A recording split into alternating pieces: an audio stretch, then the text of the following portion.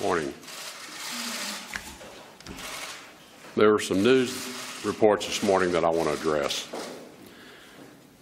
First, my commitment to the success of our President and our country is as strong as it was the day I accepted his offer to serve as Secretary of State. President Trump's America First agenda has given voice to millions who felt completely abandoned by the political status quo and who felt their interests came second to those of other countries. President Trump's foreign policy goals break the mold of what people traditionally think is achievable on behalf of our country. We're finding new ways to govern that deliver new victories. Our job is now to achieve results on behalf of America, and we are doing that. We've created international unity around our peaceful pressure campaign against North Korea, including influencing China to exert unprecedented economic influence on North Korea. At the Riyadh summit, the President rallied Muslim-majority nations to assume new responsibilities for stopping terrorism. NATO members are now contributing more to shared security.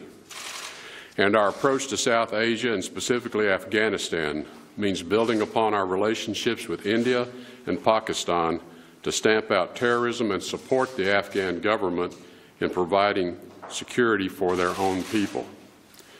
And ISIS's fraudulent caliphate in Iraq and Syria is on the brink of being completely extinguished, thanks to an aggressive new strategy led by the President. What we have accomplished, we have done as a team. Similarly, Secretary Mnuchin has levied economic sanctions on North Korea and related entities. Countries must increasingly decide whether they will do business with North Korea or with the community of peace-loving nations. Ambassador Haley has spearheaded and achieved enormous success, passing the toughest UN sanctions to date on North Korea. General Mattis and I communicate virtually every day, and we agree that there must be the highest level of coordination between our diplomatic efforts and our military efforts. You can't have a stronger partner than a Secretary of Defense who embraces diplomacy, and I hope he feels he has the partner he needs at the State Department. And this is just the beginning of the list of partners and friends across the government who are all working for the American people. There's much to be done, and we're just getting started.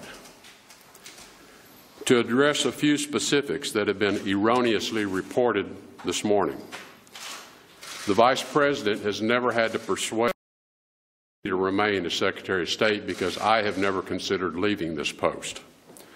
I value the friendship and the counsel of the Vice President, and I admire his leadership within President Trump's administration to address the many important agendas of President Trump, both from a foreign policy perspective and a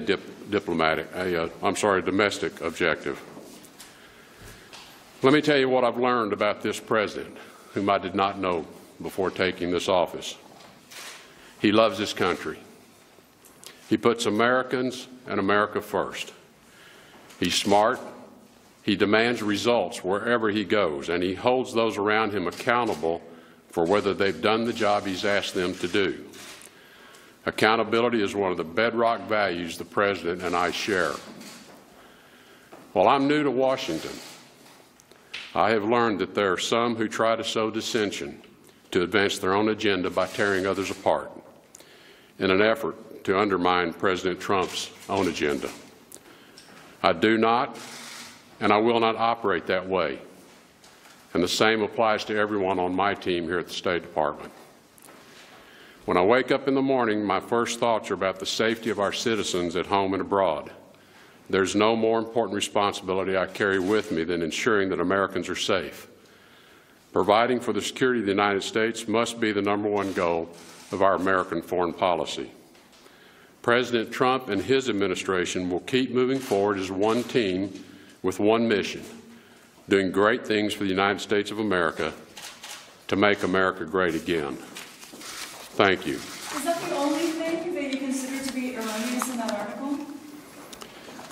I think it's the most important element of the article is to reaffirm my commitment to this role that President Trump's asked me to serve. Spell with this notion that I have ever considered leaving. I have answered that question repeatedly. For some reason, it continues to be misreported. There's never been a consideration in my mind to leave. I serve at the appointment of the President, and I'm here for as long as the President feels I can be useful to achieving his objectives. Mr. Secretary, do you agree with Secretary Mattis that the United States should stay in the JCPOA?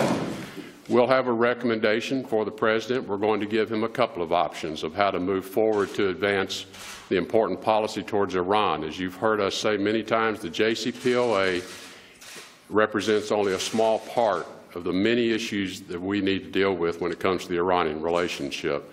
So it is an important part of that, but it is not the only part. And I've said many times we cannot let the Iranian relationship be defined solely by that nuclear agreement. Could you address the main headline of this story that you called the President a moron? And if not, where do you think these reports or I'm not going to deal with petty stuff like that. I mean, this is what I don't understand about Washington. Again, I'm not from this place, but the places I come from, we don't deal with that kind of petty nonsense. And it is intended to do nothing but divide people. And I'm just not going to be part of this effort to divide this administration. Mr. Secretary, did you speak with the President about the report, and did he ask you to make a statement? Or is I have not spoken to the President this morning. I think he's on his way to Las Vegas, is my understanding. Secretary, do you have a partner in Islamabad? You just met the foreign minister. Do you have a reliable partner in Pakistan now after meeting the foreign minister of Pakistan earlier today? Yes, I believe we do. I think the Pakistan relationship and the U.S. relationship is extraordinarily important regionally. And as we rolled out the South Asia strategy, we spoke about it in a regional context. It is not just about Afghanistan. This is about the importance of Pakistan and Pakistan's long-term stability as well. We have concerns about the future of Pakistan's government, too, in terms of them. We want their government to be stable. We want it to be peaceful. And many of the same issues they're struggling with inside of Pakistan are our issues. So we think there is opportunity for us to strengthen that relationship. We're going to be working very hard at all levels, from the State Department to the Defense Department to our intelligence communities, as well as economic commerce opportunities as well. So it really is a regional approach, and Pakistan is critical, I think, to the long-term stability of the region. Thank you very much.